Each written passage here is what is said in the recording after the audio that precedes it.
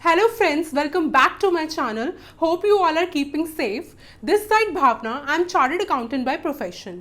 Friends ये video मेरी previous videos के कॉन्टिन्यूएशन में है. Accounting principles part 1 and part 2 में हमने मोस्टली अकाउंटिंग कॉन्सेप्ट्स को कवर कर लिया था. Now we are moving on to accounting conventions. मैं प्रीवियस 2 वीडियोस का लिंक डिस्क्रिप्शन बॉक्स में डाल दूंगी. अगर आपने वो 2 वीडियोस नहीं देखी हैं, I highly recommend you guys to watch my previous videos of accounting principle before moving on to this video. This will help you guys to get better clarity.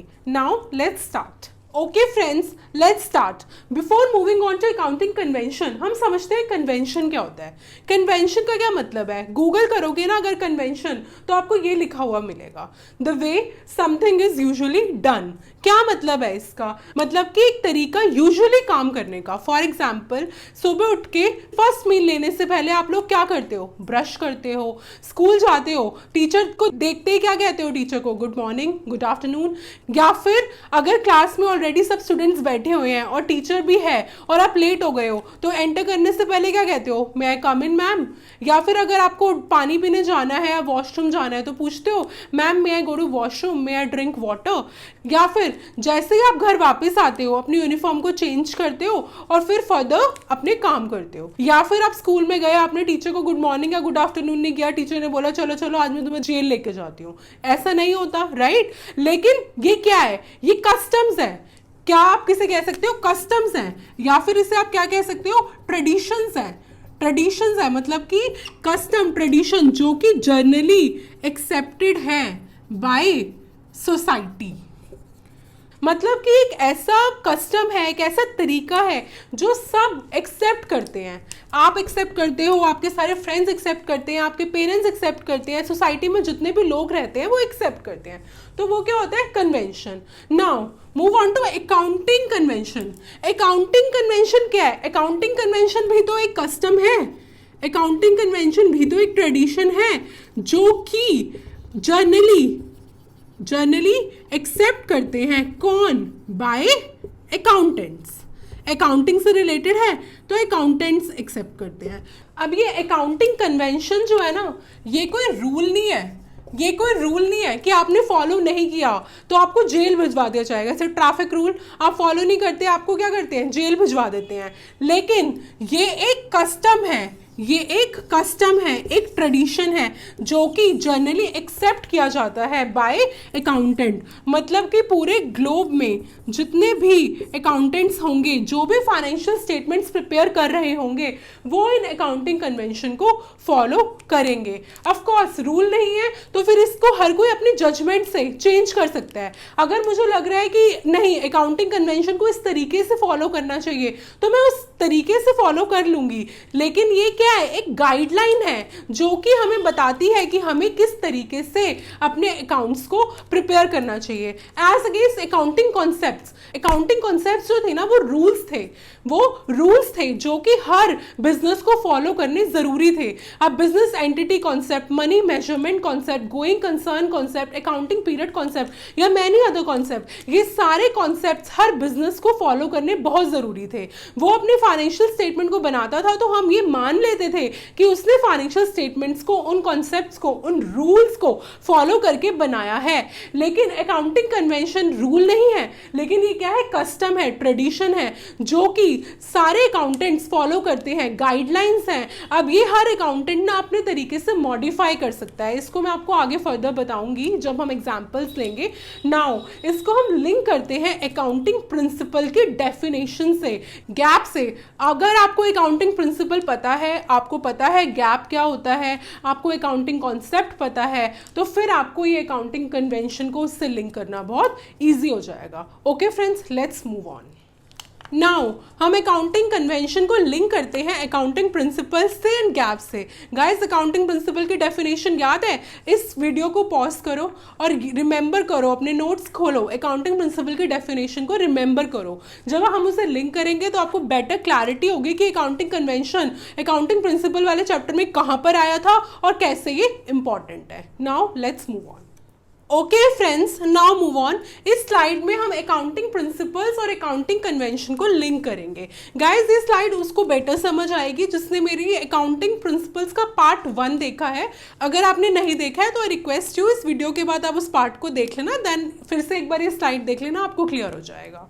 Now accounting principles. Accounting principles हमने discuss किया था कि होता क्या है, ये rules हैं या गाइडलाइंस हैं जो बनाए जाते हैं। क्यों बनाए गए थे अकाउंटिंग प्रिंसिपल्स? यूनिफॉर्मिटी लाने के लिए और अकाउंटिंग इंफॉर्मेशन को समझने के लिए कि ग्लोब में जितने भी फाइनेंशियल स्टेटमेंट्स बने सब एक लैंग्वेज को फॉलो करें, कुछ रूल्स को फॉलो करें, कुछ गाइडलाइंस को फॉलो करें, सो दैट अगर हमें किसी के फाइनेंशियल स्टेटमेंट्स को कंपेयर करना है, उनको अंडरस्टैंड करना है, उनको समझना है, तो हमें बेटर क्लैरिटी हो। अब ये अकाउंटिंग प्रिंसिपल ही तो गैप थे। हमने क्या डिस्कस किया था प्रीवियस वीडियो में कि अकाउंटिंग प्रिंसिपल ही तो गैप है। गैप क्या होता था? Generally accepted accounting principle. तो ये कौन फॉलो करता था? Generally accepted by accountants all over the world, मतलब पूरे वर्ल्ड में जितने भी अकाउंटेंट्स हैं वो इसको फॉलो करते थे, या फिर कुछ guidelines for preparing the accounting statements. ठीक है, ये हमने पढ़ी थी अकाउंटिंग प्रिंसिपल्स की डेफिनेशन। नाउ इसमें अकाउंटिंग कन्वेंशन कहाँ से आ गया? अकाउंटिंग कन्वेंशन कहाँ से आ गया? ध्यान से सुनना। देखो, हमने कहा था अकाउंटिंग प्रिंसिपल्स रूल्स हैं। ये रूल्स ही तो मेरे अकाउंटिंग कॉन्सेप्ट्स हैं। ये रूल्स ही तो मेरे अकाउंटिंग कॉन्सेप्ट्स हैं। अकाउंटिंग कॉन्सेप्ट्स कौन से? Business entity, money measurement, accounting period, going concern, matching, accrual, revenue recognition, total 11 concepts जो हमने अपने प्रीवियस वीडियोस में कवर किए हैं। ये गाइडलाइंस। अब ये गाइडलाइंस क्या है? अब ये गाइडलाइंस क्या है? ये गाइडलाइंस ही तो अकाउंटिंग कन्वेंशन है। गाइडलाइन का क्या मतलब होता है? आपको हम गाइड कर रहे हैं, मतलब कि बता रहे हैं कि आप किस तरीके से काम करो। तो कन्वेंशन भी तो यही बोलता है, अकाउंटिंग कन्वेंशन भी तो यही बोलता है। तो अकाउंटिंग प्रिंसिपल्स में जो रूल्स हैं वो कॉन्सेप्ट्स हैं और जो गाइडलाइंस हैं वो कन्वेंशन है। अब मुझे बहुत स्टूडेंट्स ने लास्ट वीडियो में क्वेरी पूछी थी जब मैंने पार्ट 1 डाला था कि हमें ना गैप समझ नहीं आया, हमें गैप समझ नहीं आया। अब समझो गैप क्या है? Generally accepted by accountants all over the world. Gap का क्या मतलब होता है? Generally accepted accounting principles. ये एपी तो मेरा अकाउंटिंग प्रिंसिपल्स ही है और जी जनरली एक्सेप्टेड। तो इसमें क्या दो चीज़ें आती हैं, एक तो वो जो generally accepted by accountants all over the world, मतलब देखो कितनी इजी लैंग्वेज है, अकाउंटेंट्स पूरे वर्ल्ड में एक्सेप्ट कर रहे हैं। क्या है ये? रूल्स है मेरे या फिर मेरे कॉन्सेप्ट्स हैं कि कोई भी फाइनेंशियल स्टेटमेंट बनेगा तो मैं मानूंगी ही मानूंगी कि उसने ये रूल्स, ये कॉन्सेप्ट्स फॉलो किए होंगे। Journal guidelines for preparing accounting information. Guidelines, अबे गाइडलाइंस क्या है? ये गाइडलाइंस ही तो मेरी अकाउंटिंग कन्वेंशन है कि उसने हमें तरीका बताया है कि आपको अकाउंटिंग इंफॉर्मेशन को कैसे प्रेजेंट करना है, आपको अकाउंटिंग इंफॉर्मेशन को कैसे शो करना है या कैसे बनाना है। ये रूल्स नहीं है, ये रूल्स नहीं है, लेकिन एक तरीका है अकाउंटिंग इंफॉर्मेशन को प्रिपेयर करने का। नाउ आप लोग बोलोगे रूल्स नहीं है, तरीका है, क्या मतलब है इसका? ये आप क्या बोल रहे हो? तो हम चलते हैं नेक्स्ट स्लाइड पे जिसमें आपको समझ आएगा कि अकाउंटिंग कन्वेंशंस के क्या टाइप हैं और जो मैं बोल रही हूँ आपको गाइडलाइन है, तरीका है, क्या मतलब है इस सब का। Fine, let's move on. इस स्लाइड को ध्यान से सुनना, सिर्फ ये 5 मिनट आप मुझे दे दो, अकाउंटिंग कन्वेंशन का कॉन्सेप्ट आप ले लो। Now let's move on. Convention of full disclosure, नाम ही क्या बता रहा है? Convention of full disclosure. तो कन्वेंशन का क्या मतलब है? गाइडलाइन। हमें गाइडलाइन दी गई है, मतलब हमें बताया गया है, हमें वे दिया गया है कि आप जो है फुल डिस्क्लोज करो। किस चीज को डिस्क्लोज करो? इंफॉर्मेशन को। फॉर एग्जाम्पल ये बिजनेस है राम का, ये बिजनेस है राम का। क्या बिजनेस है?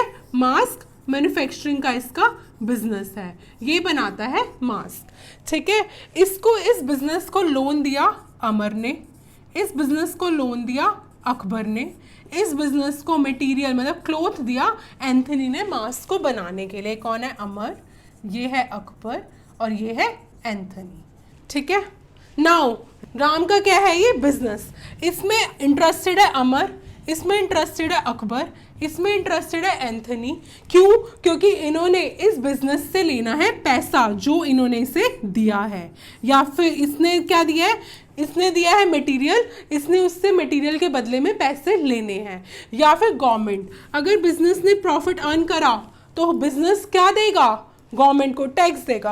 तो ये हमने लास्ट वीडियो में भी डिस्कस किया था कि राम के बिजनेस में ये सब लोग क्या होंगे, इंटरेस्टेड होंगे। ये इसे हम इन्वेस्टर कह सकते हैं, बैंकर कह सकते हैं, क्रेडिटर कह सकते हैं, गवर्नमेंट कह सकते हैं, जो कि बिजनेस में इंटरेस्टेड है, जो कि बिजनेस में इंटरेस्टेड है।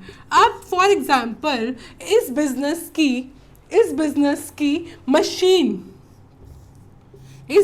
की मशीन जो है वो खराब हो गई, 20,000 की मशीन थी, वो खराब हो गई, जिस वजह से 15 डेज मास्क का प्रोडक्शन नहीं हो पाया।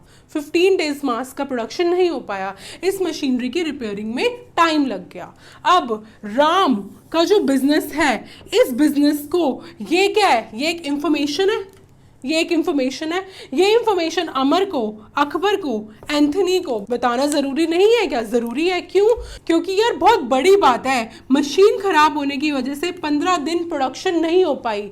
फॉर एग्जाम्पल 15 दिन में 1500 मास्क बन जाते, वो 1500 मास्क बिकते तो शायद राम अमर के पैसे जल्दी रिटर्न कर देता, अकबर के पैसे जल्दी रिटर्न कर देता, या फिर गवर्नमेंट टैक्स लेती है राम से। अब 15 दिन प्रोडक्शन नहीं हो पाई, राम के बिजनेस को प्रॉफिट नहीं हुआ तो उसने गवर्नमेंट को टैक्स नहीं दिया। तो गवर्नमेंट के लिए भी ये इंफॉर्मेशन जानना बहुत जरूरी है। तो इंफॉर्मेशन भी है और प्लस सिग्निफिकेंट भी है। सिग्निफिकेंट मतलब इंपॉर्टेंट। तो कन्वेंशन ऑफ फुल डिस्क्लोजर क्या कहता है कि अगर किसी बिजनेस की कोई भी सिग्निफिकेंट इंफॉर्मेशन है जो बिजनेस को लगता है कि उसके इन्वेस्टर्स के या उसके फाइनेंशियल स्टेटमेंट्स में जो भी इंटरेस्टेड है उसके डिसीजन को अफेक्ट करेगा, कि मतलब अगर अमर को पता चल गया कि मशीन खराब हो गई है तो अमर शायद नेक्स्ट मंथ राम के बिजनेस को लोन ना दे, या फिर एंथनी क्लोथिंग की क्वांटिटी को कम कर दे। अगर ये इन्वेस्टर्स के डिसीजन को अफेक्ट करेगा तो बिजनेस के लिए वो सिग्निफिकेंट इंफॉर्मेशन को डिस्क्लोज करना बहुत जरूरी है। वो क्या कहता है, कन्वेंशन ऑफ फुल डिस्क्लोजर, कि आप डिस्क्लोज करो, मतलब ये गाइडलाइन दी गई है। अब एक बात बताओ, अब ये तो था राम का बिजनेस, ठीक है, बहुत बड़ी इंडस्ट्री की बात करो जैसे कि रिलायंस, ठीक है। अब रिलायंस के बिजनेस में पता नहीं कितनी मशीन्स होंगी, ठीक है, और कितनी मशीन्स में कुछ ना कुछ खराब होती रहती होगी, उसकी रिपेयरिंग चलती रहती होगी, उनके पास उस मशीन के ऑल्टरनेटिव्स भी होंगे जो वो यूज़ करके अपनी प्रोडक्शन कंटिन्यू रखते होंगे। तो क्या रिलायंस के बिजनेस को एक मशीनरी खराब होने पे इंफॉर्मेशन देना ज़रूरी है? क्या रिलायंस के बिजनेस के लिए ये सिग्निफिकेंट इंफॉर्मेशन है? नहीं है। उसकी सिग्निफिकेंट इंफॉर्मेशन क्या होगी? फॉर एग्जांपल करोड़ का लॉस होना रिलायंस के बिजनेस को, वो इन्वेस्टर्स के लिए जानना बहुत जरूरी होगा। अब रिलायंस के बिजनेस को एक मशीनरी खराब होने से कुछ फर्क नहीं पड़ेगा, वहीं जहां राम बेचारा, इसका छोटा सा बिजनेस है, इसको एक मशीनरी खराब होने से, क्योंकि इसके पास मशीनरी एक है, इसके बिजनेस को इम्पैक्ट पड़ गया, तो इसके लिए क्या है, ये सिग्निफिकेंट इंफॉर्मेशन है। वेयर रिलायंस के लिए क्या है, ये इनसिग्निफिकेंट इंफॉर्मेशन है। तो कन्वेंशन ऑफ फुल डिस्क्लोजर क्या कहता है कि जितनी भी सिग्निफिकेंट इंफॉर्मेशन है उसको डिस्क्लोज करना बहुत जरूरी है। और ये क्या है, कन्वेंशन है, मतलब कि गाइडलाइन है जिसने कहा है कि आपको डिस्क्लोज करना है। अगर आप डिस्क्लोज नहीं करोगे तो ये कोई रूल नहीं है। अगर राम डिस्क्लोज नहीं करेगा तो मे बी अमर को पता ही ना चले, और अगर अमर को पता चल गया तो वो कल को उसको लोन नहीं देगा। लेकिन ऐसा नहीं होगा, इसकी वजह से राम जेल जा सकता है। तो राम के जजमेंट के ऊपर है। Now convention of materiality, convention of materiality ना कन्वेंशन ऑफ फुल डिस्क्लोजर की एक्सेप्शन है। एक्सेप्शन मतलब कि बिल्कुल इसका उल्टा। कन्वेंशन ऑफ फुल डिस्क्लोजर क्या कहता है कि आप सिग्निफिकेंट इंफॉर्मेशन को डिस्क्लोज करो। कन्वेंशन ऑफ मटीरियलिटी क्या कहता है कि जो भी इनसिग्निफिकेंट इंफॉर्मेशन है उसको डिस्क्लोज करने की कोई भी जरूरत नहीं है। तो फुल डिस्क्लोजर का बिल्कुल अपोजिट मटीरियलिटी। यहाँ था सिग्निफिकेंट इंफॉर्मेशन डिस्क्लोज करो, यहाँ था इनसिग्निफिकेंट इंफॉर्मेशन को डिस्क्लोज मत करो। जैसे कि ये आ गया इस रिलायंस के केस में, रिलायंस की एक मशीनरी खराब हो गई, रिलायंस को डिस्क्लोज करने की जरूरत नहीं है। ऐसे ही ये बात करते हैं राम के बिजनेस की। राम के बिजनेस में 10 मास्क 10 मास्क जो है वो खराब हो गए, तो क्या राम अकबर को बताएगा कि मेरे 10 मास्क खराब हो गए, 100 रुपए के भी नहीं है वो मास्क? क्या इस वजह से अकबर उसको लोन नहीं देगा? ऑफ कोर्स लोन देगा। जहां राम 10,000 मास्क मैन्युफैक्चर करता है 1 मंथ में, वहां 10 मास्क उसके लिए सिग्निफिकेंट नहीं है, तो वो डिस्क्लोज करने की जरूरत नहीं है। अब हम इसका एक सेकेंड एग्जाम्पल लेते हैं। फॉर एग्जाम्पल, राम के बिजनेस में ना बहुत छोटे छोटे खर्चे होते हैं। जैसे कभी कोई आया, उसने उसे 20 रुपीज़ का जूस पिला दिया, कभी ये डेली 10 रुपीज़ की कभी चाय पीते हैं, कभी कॉफ़ी पीते हैं, या फिर छोटा मोटा खर्चा हो गया, फॉर एग्जाम्पल 15 रुपये का, 20 रुपये का, 100 रुपीज़ का। तो बिजनेस क्या करता है, अपनी अकाउंटिंग इन्फॉर्मेशन को प्रिपेयर करने के लिए ना अकाउंट्स बनाता है। अब क्या ये राम 100 रुपये का अलग अकाउंट बनाए जो खर्चा हुआ है, 10 रुपये का अलग अकाउंट बनाए, 20 रुपये का अलग अकाउंट बनाए, या फिर बड़ी आइटम्स जैसे इसने 20,000 की मशीनरी परचेज की है, इसका इससे अलग अकाउंट बनाना चाहिए। राम ने जो बिजनेस में पैसा लगाया है उसका अलग अकाउंट बनाना चाहिए। अमर, अकबर, एंथनी जो पैसा दे रहे हैं बिजनेस को या फिर सामान दे रहे हैं, उसका अलग अकाउंट बनाना चाहिए। लेकिन ये छोटी छोटी ट्रांजेक्शन्स, कॉफ़ी पिला दी या फिर चाय पिला दी, जूस पिला दिया, छोटा मोटा बिजनेस का खर्चा हो गया या फिर पेट्रोल हो गया, तो ये छोटा मोटा खर्चा ना मटीरियलिटी कॉन्सेप्ट कहता है कि इसका आपको अलग अलग अकाउंट बनाने की जरूरत नहीं है। एक अकाउंट बनाओ मिसलेनियस एक्सपेंस के नाम से, और उसमें ये सारा खर्चा ये मर्ज कर दो। क्यों? क्योंकि ये जो इन्वेस्टर्स हैं, अमर, अकबर, एंथनी, ये इंटरेस्टेड नहीं होंगे ये सब देखने के लिए, गवर्नमेंट भी इंटरेस्टेड नहीं होगी ये सब देखने के लिए। लेकिन बिजनेस ने अगर मशीनरी परचेज की है, लोन लिया है बैंकर से या फिर इन्वेस्टर से, तो उसमें ये लोग इंटरेस्टेड होंगे, लेकिन ये छोटे छोटे एक्सपेंसेस में इंटरेस्टेड नहीं होंगे। तो मटीरियलिटी का मतलब ही क्या है कि सिग्निफिकेंट आइटम्स को आप रिकॉर्ड करो, इनसिग्निफिकेंट को आप मर्ज कर दो, इनसिग्निफिकेंट को आप मर्ज कर दो। अब सिग्निफिकेंट और इनसिग्निफिकेंट ना हर बिजनेस के लिए अलग है। अब जैसे ये तो राम का छोटा सा बिजनेस था, तो इसके लिए 10, 100, 20 रुपये इनसिग्निफिकेंट है। लेकिन रिलायंस जिसका टर्नओवर ही करोड्स में है, तो उसके लिए शायद 20,000 भी इनसिग्निफिकेंट है।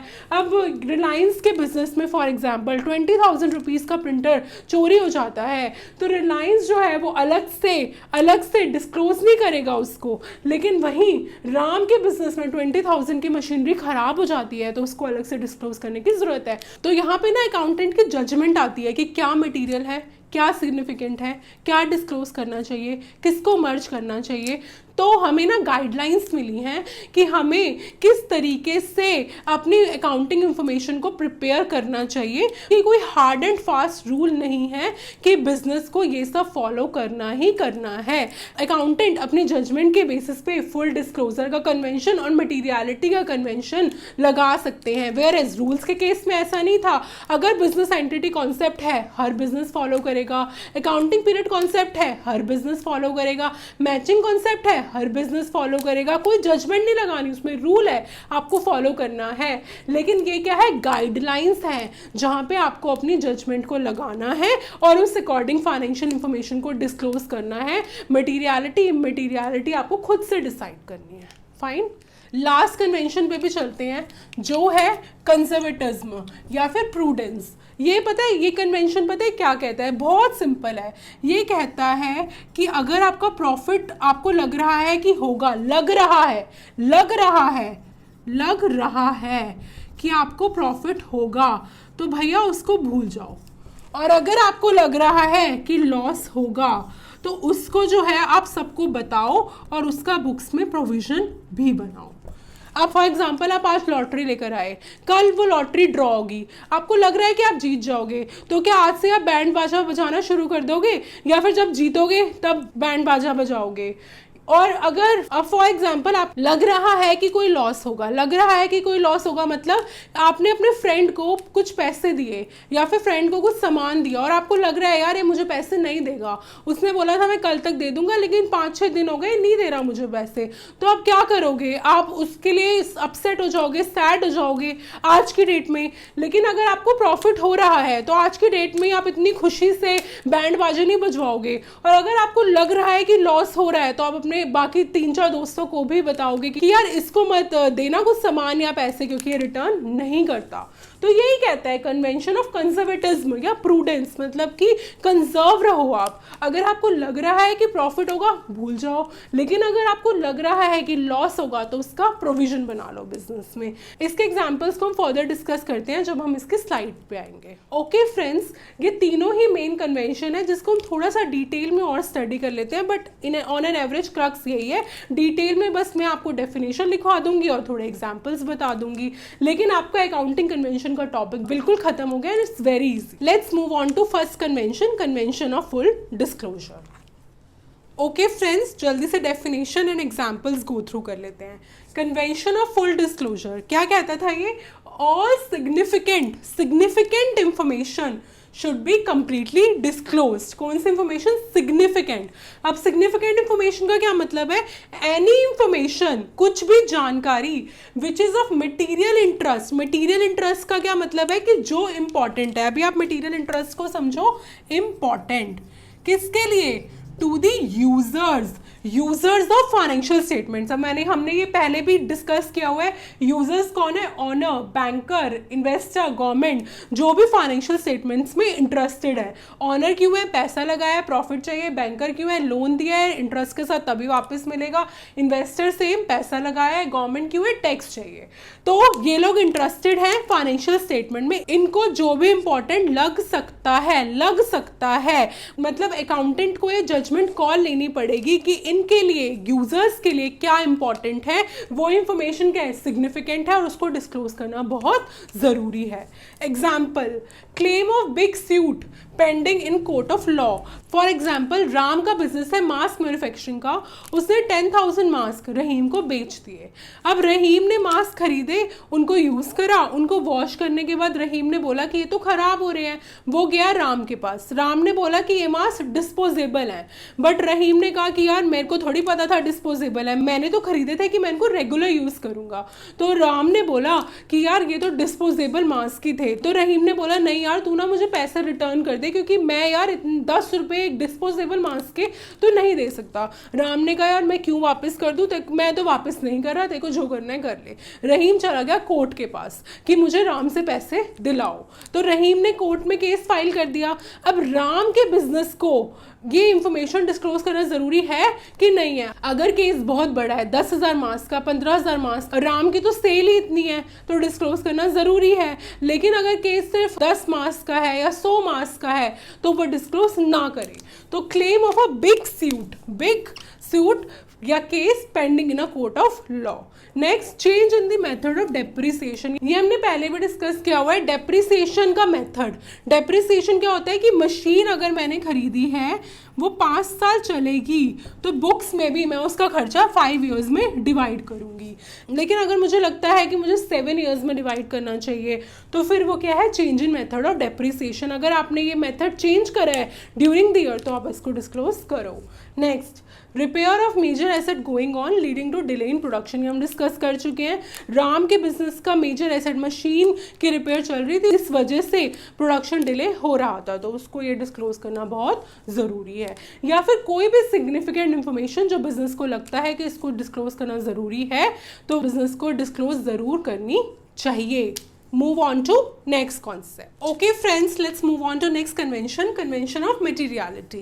ये बिल्कुल अपोजिट है convention of full disclosure के, या आप कह सकते हैं उसकी एक्सेप्शन है। मतलब जो full disclosure बोलता है ये बिल्कुल उसका अपोजिट बोलती है। full disclosure ने क्या बोला था कि significant information है तो उसको आपको डिस्क्लोज करना बहुत ज़रूरी है। इंफॉर्मेशन को सिग्निफिकेंट कैसे कहोगे? अगर वो यूजर्स के लिए मटेरियल है, मतलब कि इंपॉर्टेंट है।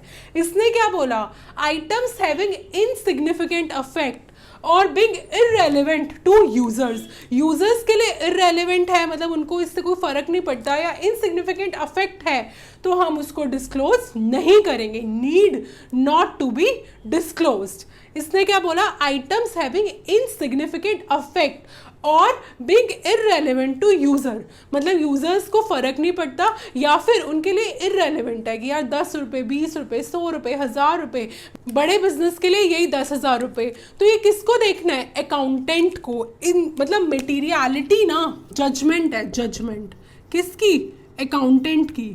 अकाउंटेंट को जजमेंट लगानी पड़ेगी अपनी कि ये बिजनेस के लिए मटेरियल है या नहीं है। अगर मटेरियल नहीं है, इररेलेवेंट है, इनसिग्निफिकेंट है, तो वो डिस्क्लोज करने की ज़रूरत नहीं है।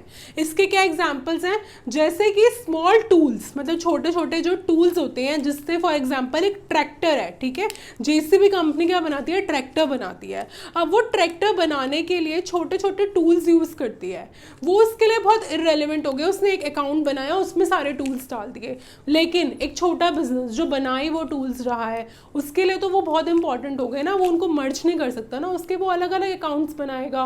तो cost of small tools may be material for small workshop, but same figure मतलब same cost will be immaterial for JCB. तो मटेरियलिटी कॉन्सेप्ट क्या कहता है कि कुछ भी इनसिग्निफिकेंट इंफॉर्मेशन है, इररेलेवेंट इंफॉर्मेशन है, उसको आपको अलग से डिस्क्लोज करने की ज़रूरत नहीं है, उसको आप मर्ज कर सकते हो किसी भी अकाउंट के अंदर। लेकिन मटेरियलिटी हर बिजनेस के लिए अलग होगी। अकाउंटेंट को जजमेंट कॉल लेनी पड़ेगी कि क्या बिजनेस के लिए मटेरियल है, क्या बिजनेस के लिए इमटेरियल है। और वो जजमेंट कॉल कैसे लेगा, वो ये देखेगा कि जो भी यूजर्स हैं फाइनेंशियल स्टेटमेंट्स के, ऑनर, इन्वेस्टर, बैंकर, गवर्नमेंट, उनके लिए क्या इंपॉर्टेंट है तो मटेरियल है, डिस्क्लोज करे, इंपॉर्टेंट नहीं है तो इमटेरियल है, इग्नोर कर दे। डिस्क्लोज करेगा तो कन्वेंशन ऑफ फुल डिस्क्लोजर है, इग्नोर करेगा तो कन्वेंशन ऑफ मटेरियलिटी है। Now let's move on to last convention. Okay friends, convention of conservatism या प्रूडेंस क्या कहता है। जब भी आप इस कन्वेंशन को डिफाइन करोगे ना, तो आपको एक बात हमेशा अपने माइंड में ध्यान रखनी है। कंजर्वेटिज्म का मतलब ही क्या होता है, या प्रूडेंस का मतलब ही क्या होता है, प्लेइंग सेफ। जब भी ये वर्ड्स आए ना आपके माइंड में, कंजर्वेटिज्म या प्रूडेंस, आपके माइंड में प्लेइंग सेफ भी आ जाना चाहिए। मतलब कि सेफ खेलो। जैसे जितने भी लॉसेस हैं हमें लग रहा है कि होंगे, उसको रिकॉर्ड कर लो, लेकिन अगर हमें लग रहा है गेन होगा बिजनेस को, तो उसको इग्नोर कर दो। For example, provision for doubtful debts. For example, ये है राम का बिजनेस, ठीक है, ये है राम का बिजनेस। किसका बिजनेस है, मास्क मैन्युफैक्चरिंग का। इसने रहीम को 10,000 मास्क सेल कर दिए, 10,000 मास्क सेल कर दिए। एक मास्क 10 रुपए का है, इसको रहीम से 1 लाख रुपीस लेने हैं। रहीम ने बोला था कि मैं 6 मंथ्स में दे दूंगा। अब 6 मंथ्स पार हो गए, लेकिन राम को 6 मंथ्स के बाद भी रहीम से पैसे नहीं मिले। बिजनेस को 6 मंथ्स के बाद भी रहीम से पैसे नहीं मिले। अब बिजनेस गया रहीम के पास पैसे लेने के लिए, रहीम बिजनेस को टाली जा रहा है, दे दूंगा। तो 6 महीने हो चुके हैं, 6 महीने हो चुके हैं। अब भले ही रहीम पैसे दे दे, या फिर मे बी इसका 50% दे, या फिर ना ही दे, ये कुछ भी हो सकता है फ्यूचर में, लेकिन राम के बिजनेस को बुक्स में रिकॉर्ड कर लेना चाहिए कि उसका लॉस होने वाला है, उसको वो 1 लाख रुपए नहीं मिलेंगे। तो उसे क्या कहते हैं, प्रोविजन वो बना ले कि उसको जो पैसे मिलने वाले थे रहीम से, 1 लाख रुपए ये नहीं मिलेंगे। तो इसमें देखो उसने सेफ खेल लिया ना, प्लेइंग सेफ, कि जितना अगर उसको लग रहा था कि उसको लॉस होगा, उसने बुक्स में रिकॉर्ड कर दिया। Whereas for example, Ram के बिजनेस के अगेंस्ट एक कोर्ट में केस चल रहा है डिस्पोजेबल मास्क का। कौन सा केस, राम ने रहीम को मास्क बेच दिए 1 लाख रुपए के, लेकिन रहीम ने बोला कि यार ये मास्क तो खराब हो रहे हैं, ये डिस्पोजेबल हैं, लेकिन मुझे ये बात नहीं पता थी। रहीम ने कोर्ट पे जाके राम के अगेंस्ट केस फाइल कर दिया, लेकिन राम को 100% श्योरिटी है कि वो केस जीतेगा। तो अगर राम केस जीत जाता है ना, तो कोर्ट रहीम को बोलेगा वो राम को पैसे दे, प्लस जितना डिले किया है पैसे देने में उसका इंटरेस्ट भी दे।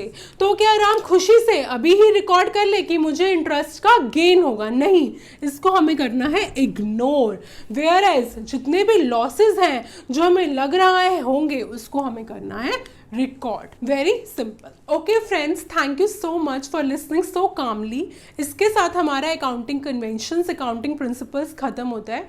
प्लीज़ आप इन वीडियोस को अच्छे से गो थ्रू करिए। आपके कोई भी डाउट है अगर, तो आप प्लीज़ कमेंट बॉक्स में मेंशन करिए, मैं उनको गो थ्रू करूँगी और श्योरली रिवर्ट करूँगी। इस वीडियो के एंड में मैंने एक PDF इंसर्ट कर दी है, जिसमें आपके accounting principles, concepts and convention की डेफिनेशंस एंड सारे कॉन्सेप्ट्स होंगे। तो आप डायरेक्टली उस PDF को फ्यूचर में रेफर कर सकते हैं। तो हम जल्दी ही मिलेंगे नेक्स्ट वीडियो में। Till then stay safe and stay healthy. Bye.